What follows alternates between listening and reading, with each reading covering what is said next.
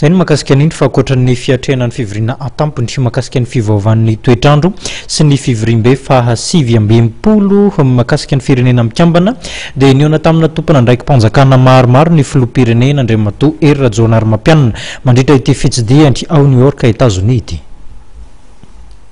Ny talata 13 septembre lasa teo dia niona tamin'ny filoham-pirenena Amerikanina Barack Obama ny filoham-pirenena Hery Rajaonarimampianina taorian'ny fiaraha-misakafo ny arahana tamina filoham-panjakana 10 tao Waldorf Astoria Hotel.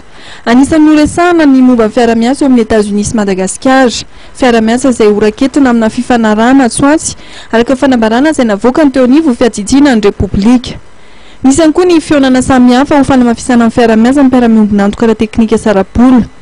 Nisy ny fionana tamin'ny tale général Nonidi, Organisation des Nations Unies pour le Développement Industriel, Andriamatoa Lyon. Ka anisan'ny noresahana tao anatin'izany tetikasa PGA-CFC amin'ny resaka fanalana ny HCFC. Entina ampihenana ny tana entona hydrochlorofluorocarbone izay manimba ny sosina ozone. Fantatra taorian'ny fionana fa hotazonina ny tetikasa ho an'ny taona 8.4 hatramin'ny 5.4 dia teti-bola $4.3 Amerikanina no ampiasaina ny ampy $7 avy amin'ny ONUDI ary $7 avy amin'ny PNUE. Ny tanjona napetraka dia ny ampidinana hatrany amin'ny 5.3 isanjato ny fampiasana ny entona hydrochlorofluorocarbone hatramin'ny taona 2024.